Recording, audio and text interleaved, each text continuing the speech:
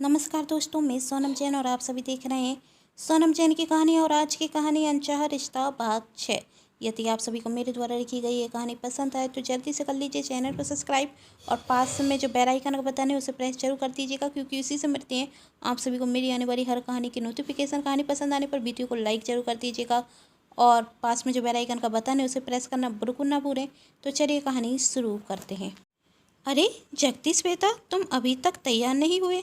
मैंने तुमसे कहा था ना कि आज मैंने मंदिर में पूजा रखी है, तो जाओ जाकर तैयार हो जाओ, हमें जल्दी मंदिर जाना है। तब जगदीश अपनी माँ के पैर छूता और कहता, माँ, आप बहुत अच्छे से जानती हैं कि मैं मंदिर नहीं जाता, तो आप मुझे चलने के लिए मजबूर भी मत कीजिए। मुझे आपको मना करते हुए अच्छा नहीं लगता।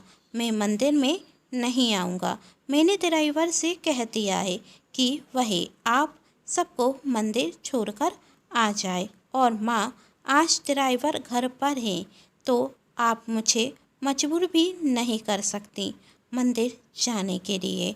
भावना जी अपने बेटे जगदीश को आशीर्वाद देती और मारती और गौरी से मंदिर चलने के लिए कहती। मारती जी भावना जी के साथ मंदिर चली जाती और गौरी भावना जी से कहती, आंटी जी, वो कल रात को देर से सोई थी ना, इसलिए सुबह उठने में देर हो गई। अभी तो मुझे तैयार भी होना है, मैं बाद में आ जाऊंगी। आप और माँ चली जाइए। तब भावना जी कहती हैं, जैसी तेरी इच्छा बेटी। वैसे भी जब मेरा बेटा ही मेरी नहीं सुनता तो मैं तुम्हें फोर्स कैसे कर सकती हूँ। और हाँ जगदीश बेटा, यदि मन परत जाए तो मंदिर जरूर आ जाना। तुम आओगे तो मुझे खुशी होगी। कहते हुए भावना जी और मारती जी वहाँ से चले जाते और गौरी जगदीश से कहती, आप मंदिर क्यों नहीं जाते? देखा ना नहीं आपने आंटी जी कितनी दुखी हो गई। तब जगदीश कहता, तुम्हें इस सब से क्या? तुम अपने काम से मतलब रखो ना। तब गौरी ने कहा, हे रखता है कि आप मुझसे अभी भी नाराज हैं। कर आप मेरी वजह से बहुत परेशान हुए ना। तब जगदीश कहता, तुम्हें उससे कोई फर्क नहीं पड़ना चाहिए। तब गौरी अपने दोनों कान पकड़ते हुए कहती, I am sorry, I am sorry. पर मैं क्या करती, आप ही मुझे बता दीजिए। और आज के बाद यदि ऐसी सिचुएशन आई ना तो मैं आपको फ़ोन कर कर ज़रूर बताऊंगी।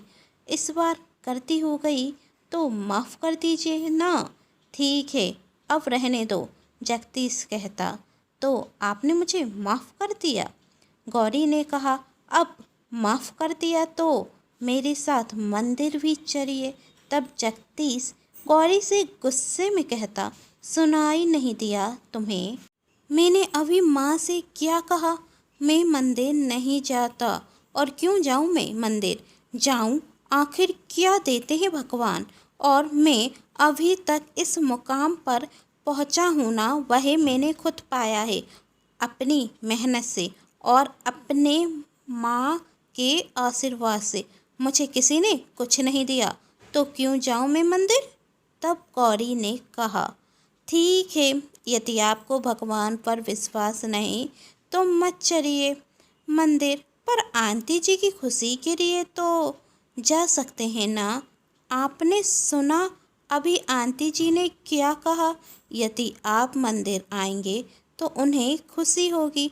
और अभी आपने कहा कि आपने जो कुछ पाया है अपनी मेहनत और अपनी माँ के आशीर्वाद से, तो क्या आप अपनी माँ की लिए अपनी जिद छोड़कर मंदिर तक नहीं आ सकते?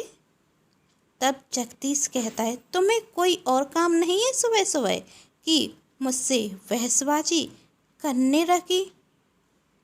तब गौरी कहती, बस मैं तो आपसे कह रही थी कि आंटी जी की खुशी के लिए आप मंदिर चलिए। और हाँ, मैं अपने कमरे में जा रही हूँ। यदि आपका मन बदल जाए तो मंदिर में आते हुए कुर्ता पजामा पहनकर ही आना। वही क्या है ना, आपके जन्मदिन के लिए मुझे कुछ तोहफा तो लेना ही था ना, तो मैंने आपके लिए कुर्ता पजामा ले लिया। आप पर बहुत अच्छा लगेगा और मंदिर में आप यह पहनकर आएंगे तो बहुत ज़्यादा अच्छे लगेंगे। सूट बूट तो आप हर दिन पहनते हैं, आप ऑफिस में तो वही अच्छे लगते हैं ना, लेकिन कहते हैं जैसा देश वैसा वेश, तो आप मंदिर भी जरूर आइएगा और यही कपड़े पहनिएगा। तब जगदीश गौरी की तरफ आंखें दिखाता। गौरी कुर्ता पजामा वहीं रखकर अपने कमरे में चली जाती और कहती, यह भी ना सुधरेगा नहीं, और मंदिर जाने के लिए तैयार होने लगती। गौरी लाइट पिंक कलर की साड़ी पहनती जो उस पर बहुत अच्छी लग रही थी।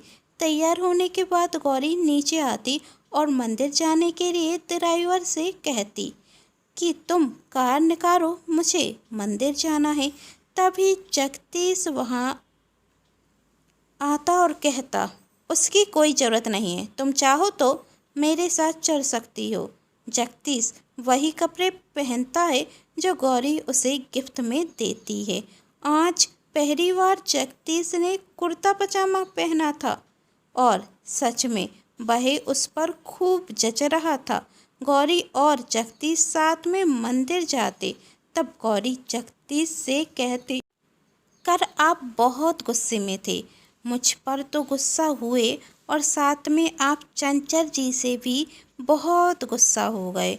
वह आपकी अच्छी दोस्त हैं और आज आपके जन्मदिन के लिए ही तो आंटी जी ने पूजा रखी है, तो आप उन्हें फ़ोन कर कर बुला लीजिए ना। आप उन्हें फ़ोन करके तो उन्हें अच्छा रखेगा। तब जगदीश कहता, तुम सही कह रही हो, शायद कर में चंचल से ज़्यादा ही गुस्सा हो गया। और जगदीश चंचल को फ़ोन करता और उससे कहता कि माँ ने मंदिर में पूजा रखी है और तुम्हें भी आने के लिए कहा है। आंटी जी ने कहा है तो आना तो मुझे होगा ही। कहते हुए चंचल फ़ोन रख देती और जगदीश गौरी से कहता, तुमने आज साड़ी क्यों पहनी है? तब गौरी ने कहा, अभी तो कहा था ना, जैसा देश वैसा वेश, और मंदिर में पूछा है तो साड़ी पहनना अच्छा लगेगा, ऐसा मुझे लगता है। वैसे कैसी लग रही हूँ मैं? तब जगदीश कहता, अब कुछ भी पहनो, बंदर इंसान तो दिखने नहीं रखेंगे ना। कहते हुए जगदीश मुस्कुरा जाता और गौरी कहती, क्या कहा आपने? जो सच है वही तो कहूँगा, जगदीश ने कहा। तब गौरी कहती, आपसे तो बात ही करना बेकार है। इसी तरह दोनों में खट्टी मीठी नोक-झोंक होने लगी और तभी मंदिर आ जाता और वह दोनों मंदिर के अंदर साथ में जाते।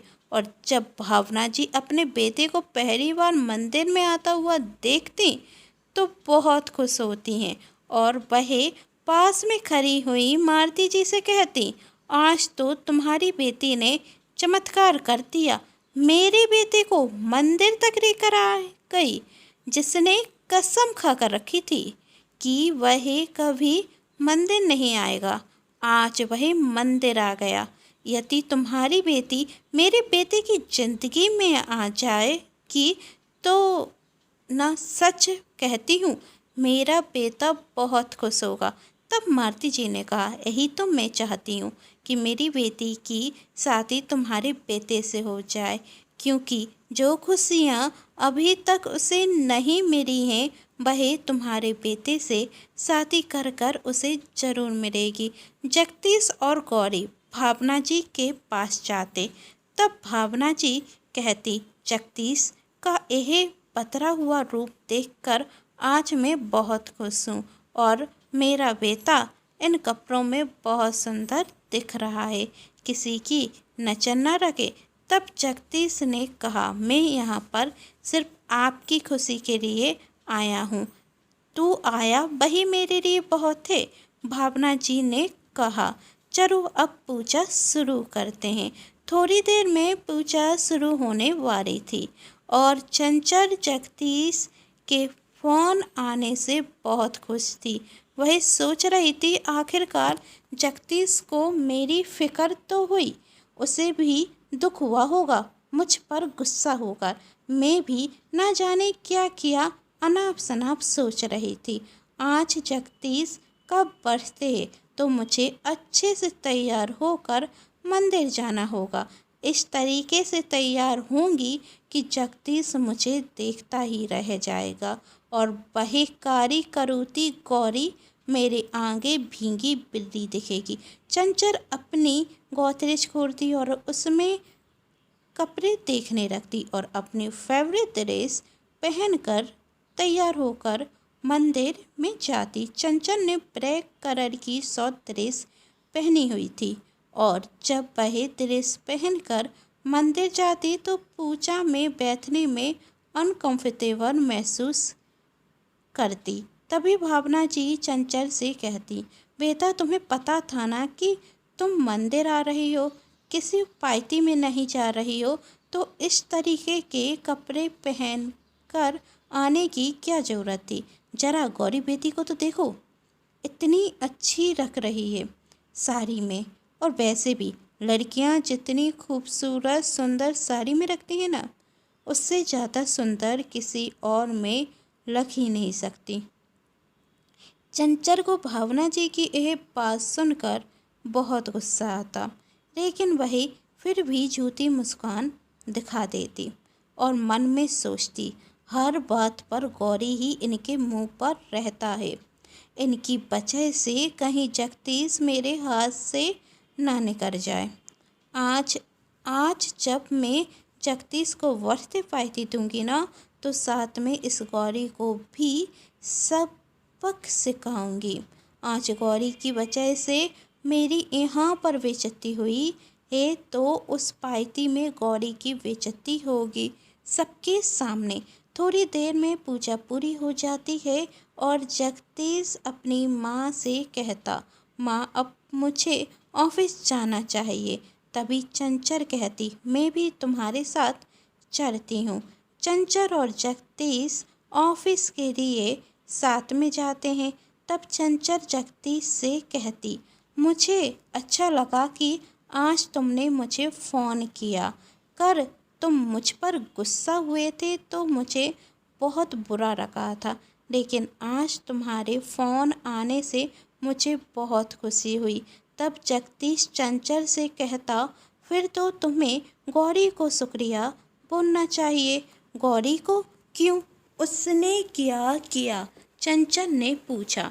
तब जगदीश कहता, कर मैं तुम पर गुस्सा हो गया था और मुझे आज तो कुछ याद ही नहीं था कि तुमसे फ़ोन कर कर कहना है मंदिर आने के लिए। वही तो गौरी ने मुझसे कहा कि कर आप चंचल जी पर गुस्सा हो गए थे कुछ ज़्यादा ही। वह आपकी सबसे अच्छी दोस्त हैं, तो क्या आप उन्हें मंदिर में नहीं बुलाएंगे? तब जाकर मैंने तुम्हें फ़ोन किया। यह सुन चंचल अंदर ही अंदर आग बबूला हो जाती और कहती, मुझे लगा जगदीश तुम्हें मेरी चिंता है इसलिए तुमने मुझे फ़ोन किया, लेकिन इसमें भी उस गौरी का ही हाथ था। समझती क्या है वह लड़की खुद को। आज तो मैं उसे सबक सिखा कर ही रहूँगी। और वह जगदीश से कहती, जगदीश मैं तुमसे कुछ कहूँ तो तुम मानोगे ना? तब जगदीश ने कहा, क्या कहना चाहती हो? बोलो। तब चंचल कहती, आज रात को मैंने तुम्हारे लिए सरप्राइज़ बर्थडे पार्टी रखी है, तुम आओगे ना प्लीज़? कर तुमने मुझे नाराज़ किया तो आज पार्टी में आकर खुश कर दो ना प्लीज़। तब जगदीश कहता, ठीक है। तब चंचल ने कहा, एक और बात मानोगे? तब जगदीश कहता, अब क्या है? तब चंचल कहती, अपने साथ गौरी को भी लेकर आना। वही क्या है ना, गौरी की वजह से आज मुझे बहुत खुशी हुई और वह यदि पार्टी में आएगी तो मुझे उससे भी ज़्यादा खुशी होगी। तो तुम ही उसे बुला लेना। जगदीश कहता। तब चंचल ने कहा, क्यों नहीं, गौरी तो स्पाइती की खास मेहमान होगी। तब जगदीश ने कहा, क्या मतलब? तब चंचल कहती, मतलब कि गौरी तो अभी किसी से मिली नहीं है ना, तो उसका सबसे परिचय भी करा दूंगी। और मन में कहती, आज गौरी तुम्हारी इस तरीके से बेइज्जती करूंगी कि तुम जिंदगी भर उसे नहीं भूल पाओगी। मेरे जगदीश को मुझसे छीनना चाहती हो ना, तो याद रखना, जगदीश सिर्फ मेरा है और वही सिर्फ मुझसे ही शादी करेगा। और वहाँ दूसरी तरफ भावना जी भगवान से प्रार्थना करती हैं, जिस तरह आज जगदीश गौरी की बात मानकर मंदिर में आया, उसी तरह वही गौरी से शादी करने के लिए तैयार हो जाए। अपना आशीर्वाद हम पर बनाए रखना भगवान। और जगदीश नादान है, यदि उससे कोई गलती हुई हो तो माफ़ कर देना। गौरी जैसी अच्छी लड़की उसकी ज़िंदगी में आए, जगदीश की शादी गौरी से हो, बस यही मेरी प्रार्थना है। आखिर क्या करेगी चंचल गौरी के साथ पाइती में? जानना चाहते हैं तो कहानी का अगला भाग जरूर देखें, जिसके लिए कर लीजिए चैनल को सब्सक्राइब, क्योंकि जब भी मैं लेकर आऊँ कहानी का नया भाग तो आप सभी को पता चल सके। कहानी पसंद आने पर चैनल को सब्सक्राइब, वीडियो को लाइक एंड शेयर जरूर कीजिएगा। Thanks for watching.